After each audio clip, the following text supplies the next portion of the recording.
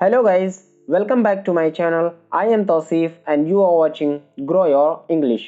आज के इस वीडियो में हम बात करेंगे पार्ट्स ऑफ स्पीच की। स्पीच मतलब भाषण, मतलब जो आप बोलते हैं। तो इस सीरीज में आप समझेंगे कि जब आप कोई सेंटेंस बोलते हैं तो उसमें क्या क्या होता है। आपको पहले से ही पता होगा, इसके 8 पार्ट होते हैं: noun, pronoun, adjective, verb, adverb, preposition, conjunction और इंटरजेक्शन। अब सवाल यहाँ पे ये उठता है कि क्या किसी सेंटेंस में ये 8 चीज़ें होना ज़रूरी हैं? तो ऐसा ज़रूरी नहीं है कि सेंटेंस में ये 8 चीज़ें हों, लेकिन हाँ, कोई सेंटेंस तभी कहलाएगा जब उसमें कम से कम एक फाइनाइट वर्ब जरूर हो।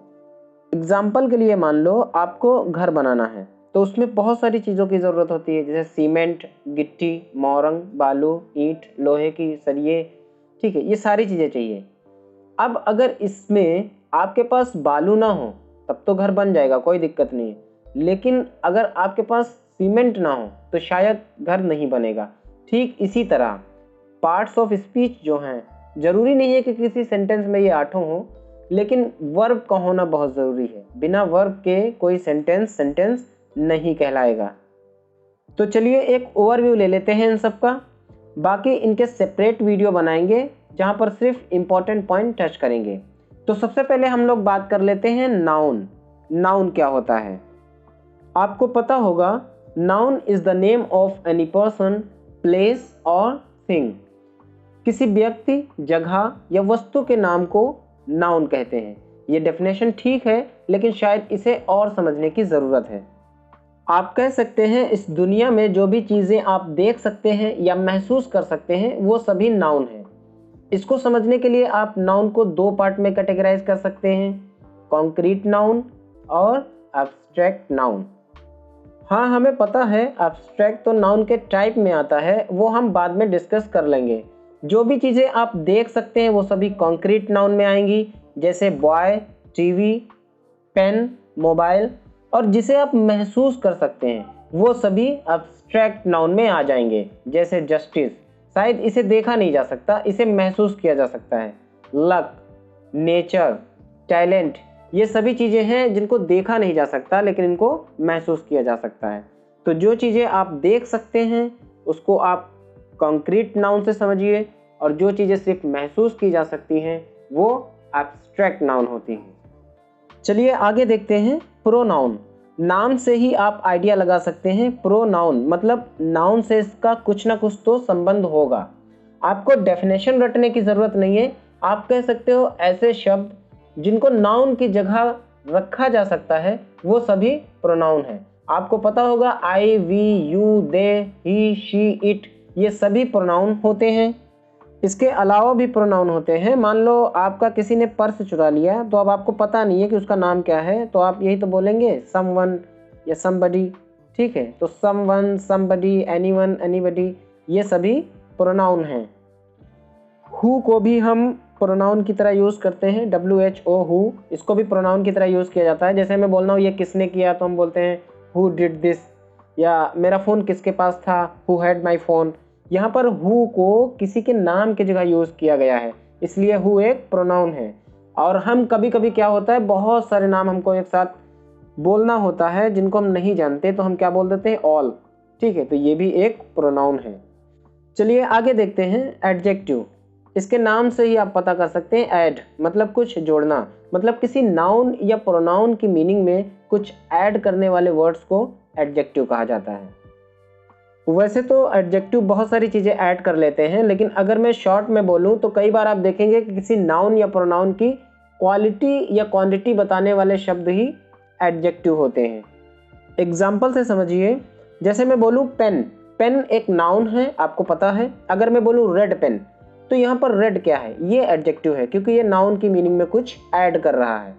रेड पेन की जगह आप बोल सकते हो 4 पेन्स बोल सकते हो। यहाँ पर रेड क्वालिटी बता रहा है और 4 क्वांटिटी बता रहा है, और दोनों क्या हैं, एडजेक्टिव हैं।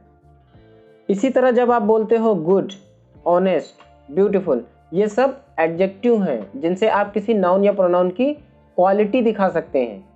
उसके बाद फ्यू, अ लिटिल, ये भी एडजेक्टिव हैं जिनसे आप किसी नाउन या प्रोनाउन की क्वांटिटी दिखा सकते हैं। चलिए आगे देखते हैं वर्ब। वर्ब अपने आप में एक बहुत बड़ा टॉपिक है, बहुत इंपॉर्टेंट भी है, क्योंकि यही तो टाइम और टेंस को डिसाइड करता है।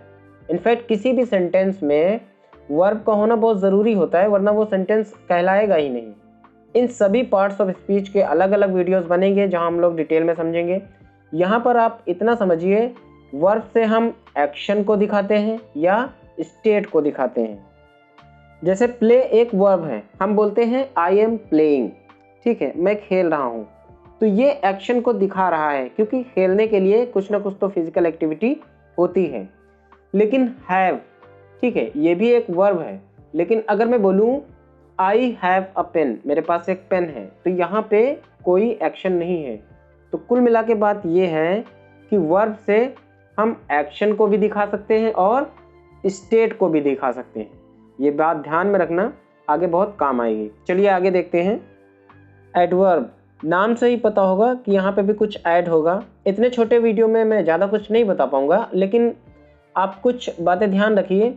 एडवर्ब वो होते हैं जो किसी वर्ब की मीनिंग को मॉडिफाई कर सकते हैं, किसी एडजेक्टिव की मीनिंग को मॉडिफाई कर सकते हैं। एक एडवर्ब दूसरी एडवर्ब की मीनिंग को भी मॉडिफाई कर सकता है। एडवर्ब किसी प्रीपोजिशन, कंजंक्शन की मीनिंग को भी मॉडिफाई कर सकते हैं और किसी पूरे सेंटेंस की मीनिंग को भी मॉडिफाई कर सकता है। एग्जाम्पल देखिए, मैंने बोला ही रन्स, वो दौड़ता है। यहाँ पर रन एक वर्ब है। अब अगर हम बोले ही रन्स फास्ट, वो तेज दौड़ता है, यहाँ पर फास्ट एक एडवर्ब है, क्योंकि ये वर्ब को मॉडिफाई कर रहा है। चलिए दूसरा एग्जांपल देखते हैं। ही इज रिच, वो अमीर है। यहाँ पर रिच एक एडजेक्टिव है, क्योंकि वो नाउन के बारे में बता रहा है। अब अगर हम बोले ही इज वेरी रिच, वो बहुत अमीर है, यहाँ पर वेरी रिच को मॉडिफाई कर रहा है और रिच एक एडजेक्टिव है।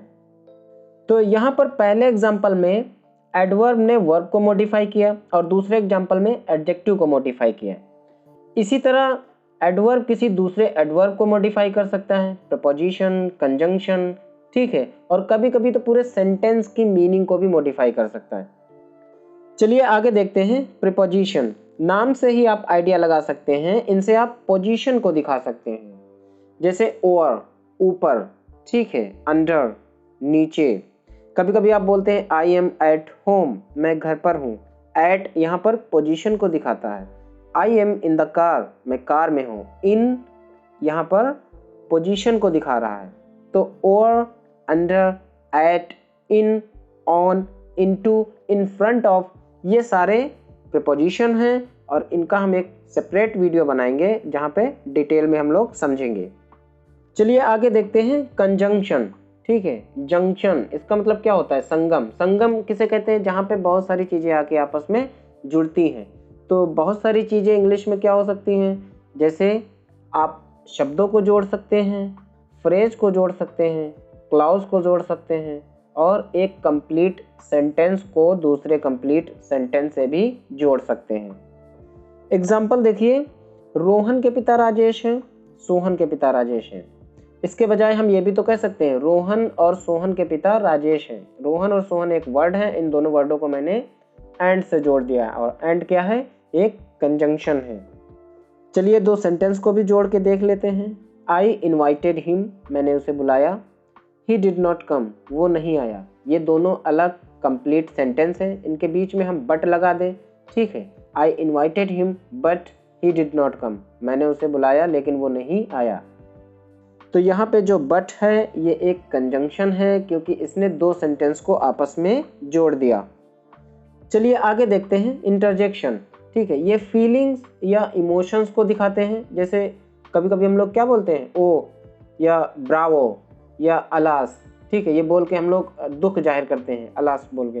तो ये सारी चीज़ें फीलिंग्स दिखाती हैं। जब आप बहुत समय से किसी चीज़ का इंतजार कर रहे होते हो, अचानक वो आपको मिल जाती है, तब आप क्या बोलते हो? यस, ठीक है। तो ये जो यस है इसका मतलब हाँ नहीं है, यहाँ पे आप अपनी फीलिंग्स और इमोशंस को दिखा रहे हो। तो यही होते हैं पार्ट्स ऑफ स्पीच। बहुत ही बेसिक चीज़ें थी जो बतानी बहुत ज़रूरी थी। आगे इसमें जो भी इम्पोर्टेंट है उस पर सेपरेट वीडियो बनाएंगे। वीडियो को लाइक कीजिए, शेयर कीजिए और सब्सक्राइब कीजिए हमारा चैनल। हम मिलेंगे आपको एक नए वीडियो के साथ। Thanks for watching.